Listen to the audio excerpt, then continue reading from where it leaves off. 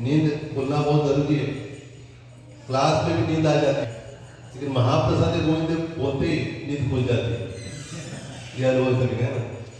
प्रवचन में अगर गलती से महाप्रसाद गोविंद प्रसंग बोल रहे हैं तो उनको लगता है महाप्रसाद समय हो गया, पूरे आंखें बड़ी हो जाती है, क्या क्या प्रसाद बना है, आक्रमण तुरंत। तभी तब नींद उड़ जाती है ना, तो जागरूक अवस्था होती है। सभी अवस्थाओं में, सभी जो अवस्था ये विविधता, नानात्व, नाना तो मतलब ये भौतिक जगत की विविधता है, लेकिन ये क्या है, माया का एक विस्तार है। माया ये इतना भी भौतिक जीवन में अनुभव क्यों ना आता हो। लोग कहते ना मेरा बहुत बड़ा अनुभव है, अरे 30 ईयर्स का एक्सपीरियंस है, क्या 30 क्या एक्सपीरियंस, भौतिक अनुभव है। लेकिन अगर वही हमारे पास जो कोई पूंजी है उसका उपयोग हम भगवान की सेवा के लिए करते हैं, किसी में बोलने की शक्ति है, अच्छा बोल सकते हैं, या फिर किसी के कुछ कार्य करने की शक्ति होती है अलग अलग प्रकार से, तो उसका उपयोग अगर भगवान की सेवा में करते तब क्या होता है। यहाँ शुरुआत में बताते हैं कि शुद्ध कृष्ण चेतना ये भौतिक स्थिति से भी ऊपर है। हम भौतिक स्थिति में देखते कोई जागृत अवस्था में है, लेकिन वो जागृत सोने से उठना होगा, कोई सोया तो उसको जगा सकते, लेकिन जो क्या कर रहा है मतलब, इसलिए भौतिक जगत के जो जीव है ये सारे क्या है, एक दृष्टि से सोए हुए, किस कैसे कौन सी नींद में सोए, अज्ञान की नींद में। ये अंधकार में इसलिए ही अंधकार में है, इसीलिए यहाँ क्या लगता है, प्रकाश की आवश्यकता होती है। या जो श्रीमद् भागवतम का जो चतुश्लोकी भागवत में जो दूसरा श्लोक है उसमें आता है ना, ऋतेर्थम यत् प्रतीयत न प्रतीयत चात्मनि तद विद्याद आत्मनो माया यथाभासु यथा तमा। मतलब जिस प्रकार अंधकार में भी कुछ वस्तुएं दिखती है हमको, पता है अनुभव है सबको। अगर हम लाइट जला रहे एकदम से लाइट बंद कर दे पूरा अंधेरा हो जाता है, तो कुछ आकार दिखता है उसमें, वो आकार क्या सही आकार है क्या, वो सही आकार नहीं, हमको लग रहा है कुछ तो है, कुछ नहीं होता, कोई भयभीत बनाता है, कुछ तो दिख रहा है, कुछ दिख रहा है, और लाइट लगा तो कुछ दिखता नहीं होता। मतलब जो अंधकार में जो दिख रहा है वो भी क्या है, प्रकाश का ही एक दूसरा रूप है। वो भी मतलब अंधकार भी प्रकाश पर ही निर्भर होता है। अंधकार मतलब क्या कहते हैं, अंधकार की व्याख्या क्या है कि प्रकाश का अभाव, मतलब आगे प्रकाश शब्द आ गया, तो कहते हैं ना नास्तिक, भगवान नहीं है, भगवान नहीं है, फिर कौन नहीं है, भगवान नहीं है, तो भगवान का आप भी नाम क्यों ले रहे हो, अंजन में नाम ले रहे, मतलब क्या है। उसी प्रकार अंधकार है तो फिर प्रकाश का अभाव है, जैसे प्रकाश के ज्ञान है तो फिर अज्ञान नष्ट होता है, अंधेरा नष्ट हो जाता है।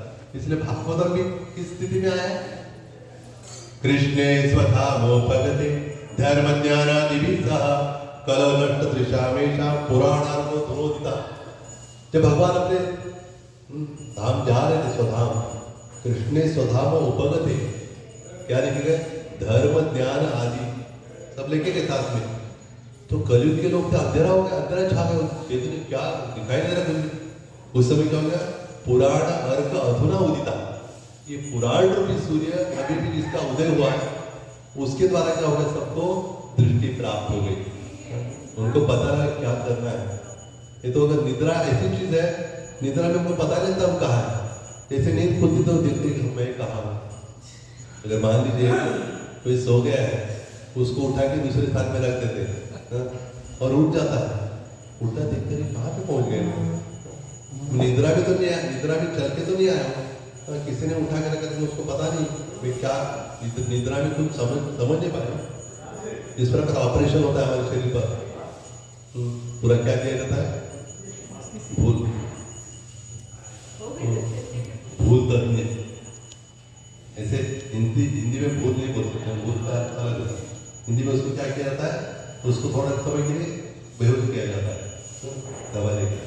कौन से आते हो, एनेस्थेसिस्ट, वहाँ के उनकी क्या बीमारी उसके अनुसार उनको कुछ समय के लिए उनको पता नहीं लगता बिल्कुल क्या हो रहा है, और बाद में क्या होता है पता लगता है ऑपरेशन हुआ है। मतलब उस अवस्था में पता, लेकिन उस अवस्था से जब ऊपर आता है तब उसको पता लगता है कुछ हुआ है। उसी प्रकार यहाँ पे वर्णन आ रहा है कि जब तक शुद्ध चेतना नहीं होती है उसको पता नहीं क्या हो रहा है। ऐसे भगवत गीता के 4थे अध्याय में अलग अलग गुणों का वर्णन हुआ है।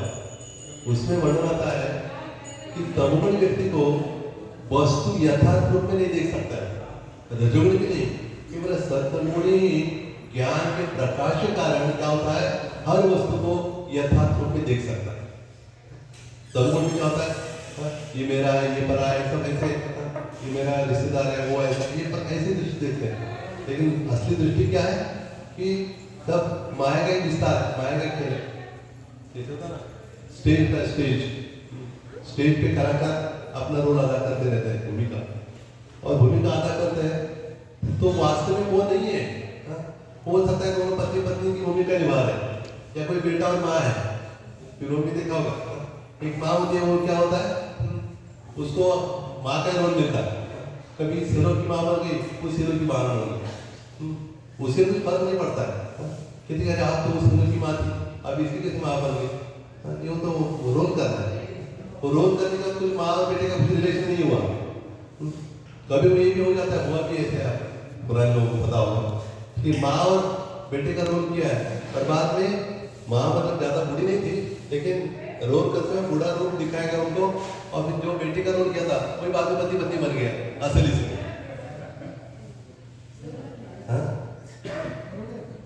हो जाता है क्योंकि वो वास्तविकता नहीं है, ढकावत।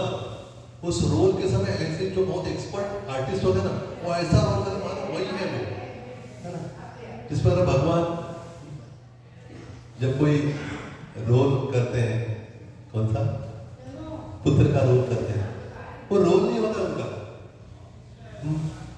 परम पूज्य जन निवास गुरु जी बता रहे थे एक बार थे कि भगवान जो लीला करते हैं बस बिल्कुल उसी में इतना अपने आप को झोंक देते हैं कि भगवान पुत्र की भूमिका कर रहे हैं, वो भूमिका नहीं होती, वास्तविकता होती है।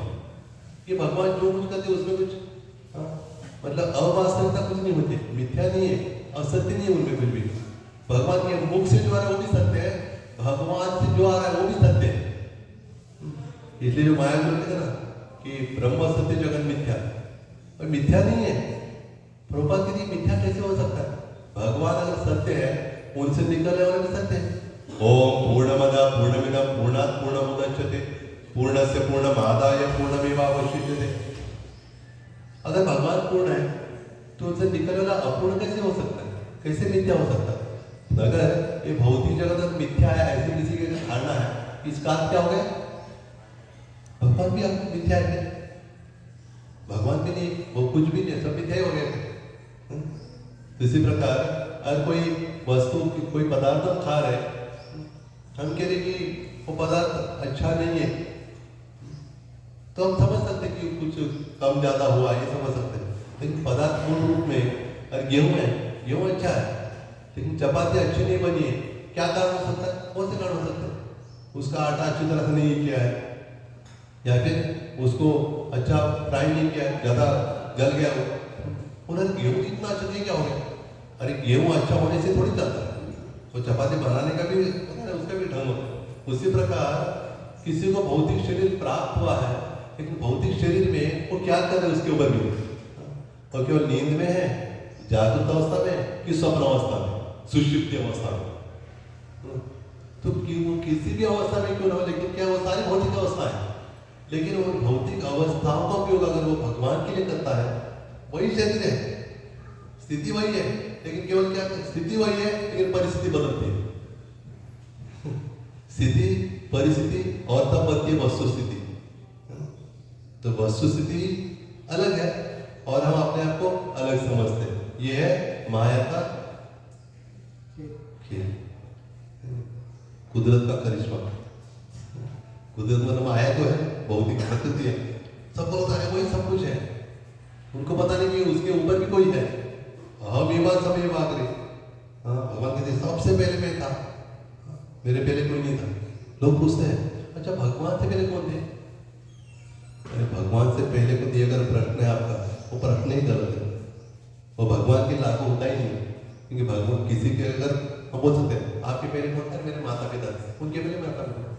आप कृष्ण के लिए वही लागू करते हैं, तो फिर आप कृष्ण की बात नहीं करें, दूसरे किसी की बात करें, भौतिक मरते व्यक्ति की बात होगी। तो पता है आपको एक बार क्या हुआ, जो राजा मुचकुंद तो बहुत सालों साल तक युद्ध किया, देवता लोग बुलाते थे उनको, पहले राजाओं को भी बुलाते थे, अभी पता नहीं बुलाते नहीं बुलाते, प्राइम मिनिस्टर कौन नहीं आता ना वहां की जरूरत नहीं, तो फिर बुलाते थे देवता लोग। मुचकुंद राजा को बुलाया था, खटवांग राजा को बुलाया था, उन्होंने पूछा था मेरी आयु कितनी है, उन्होंने कहा कि 48 मिनट्स, फिर आगे नहीं। तो इनको पूछा गया कि आपने बहुत अच्छी सेवा की है, सालों साल तक सेवा की, बस बताइए आप क्या चाहते हो। क्या कहा उन्होंने, मैं बहुत समय तक मैं सोया नहीं, मैं नहीं सोता रहता, लेकिन मुझको ना लेके मैं बहुत समय तक सोया नहीं, आप मुझे ऐसा बता दीजिए कि मैं बहुत लंबी नींद मुझे मिल जाए और मैं ऐसे स्थान पे सोऊं जहां पे कोई नहीं आता, तो ऐसे मुझे ऐसा स्थान दीजिए। और कहते हैं कि अगर की बात नहीं, अगर कोई आ जाता है बीच में, कोई जगाता है तो क्या हो जाए, वो भस्म हो जाएगा। इंदिरा जी तो कोई बात तथास्तु, जो शरीर की जरूरत है इंदिरा की जरूरत है, तो ऐसे गुफा में सो जाते हैं और भगवान को पता है अगर मान लीजिए कोई दूसरा कोई जीव ऐसे ही सो गया है, उसको जगाने के लिए भगवान नहीं आएंगे, तो ये माया ने सुलाया। लेकिन मुचकुंद राजा कोई साधारण व्यक्ति नहीं है, वो अपनी पहचान ही बताते हैं। और आपने सुना भी होगा ना, वही मुचकुंद राजा क्या बन के आ गए, वही पुण्य भक्त पुण्य बन गया है मुचकुंद राजा। अगर मेरे जैसे अगर सोए होते तो फिर थोड़ी आते भगवान को जगाने के, तो फिर वो इंदिरा के थे, तो तभी काल एवं आया था, काल एवं, और काल एवं जैसे आ गया तो भगवान ने अपने अस्त्र शस्त्र छोड़ दिया और निकल गए पानी। तो काल एवं देखा नहीं, इसका तो बहुत वर्णन किया था नारद ने, और तो भाग गया, पीछा करने ऐसे लगा मुझे अभी पकड़ो लूंगा, तुरंत दूर हो जाते भगवान। अरे यशोदा में थोड़ी ही काल एवं पकड़नी, तो यशोदा में भी इतना परिश्रम करना पड़ा कि काल एवं थोड़े ही मिल सकते हुआ। तो भगवान भागने लगे, कहाँ पहुंच गए, उनको पता है कि मेरा जो भक्त है राजा मुचकुंद वहाँ पे गुफा में गहरी नींद में, वहाँ जाके उसको दर्शन देना है। तो पहुँच गए उधर भगवान, और क्या किया वहाँ, बस अपनी जो उत्तरीय वस्त्र उसके ऊपर डाल दिया और भगवान छिपके देखने लगे।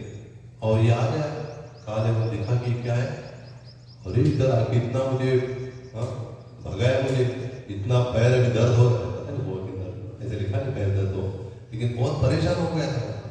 अरे इतना मुझे इधर है, मुझे लगा था एक बार में ये हो जाएगा, लेकिन तो मुझे भगा रहा है और अस्त्र शस्त्र भी हाथ में, फिर भी पकड़ना मुश्किल हो रहा है। तो फिर जैसे ही देखा इधर सो रहा है, अभी भी गया सोने का नाटक कर रहे हैं, तो वास्तव में सो गया तो माता सोने का नाटक करे तो मुझको लगा मुश्किल हो, तो क्या किया, लात मारी, अरे उठ इधर आके सो गए क्या तू।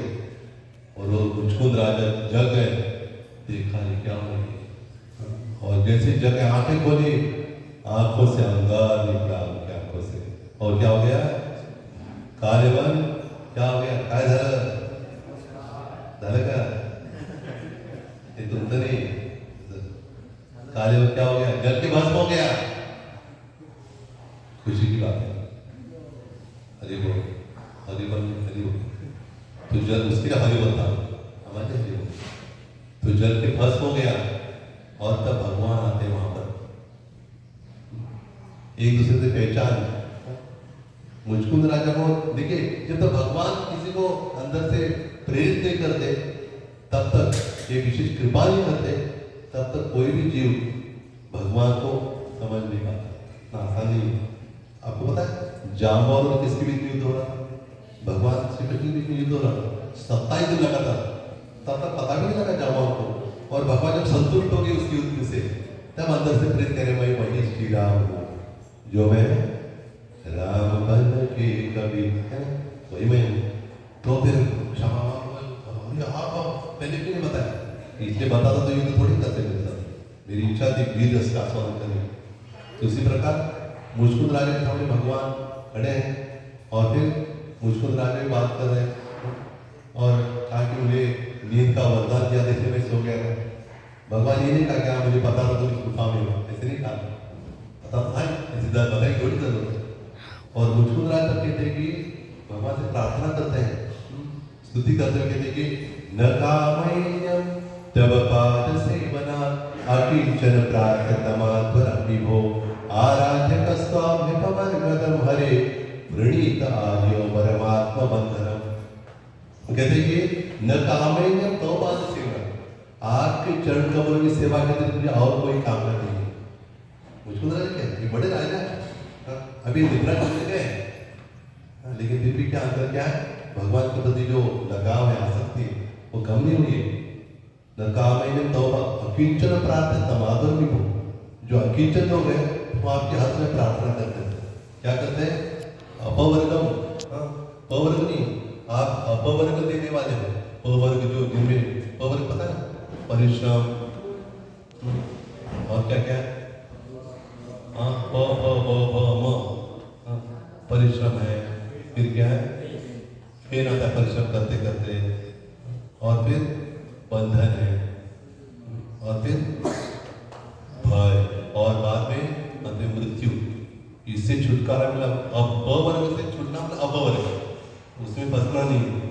तो जो मुक्ति की इच्छुक है वो भी आपकी शरण लेने से वो भी संतुष्ट हो जाते हैं। और मैं यही चाहता हूँ कि आपके चरण कमल की सेवा वही मैं चाहता हूँ, अन्य कुछ नहीं चाहता।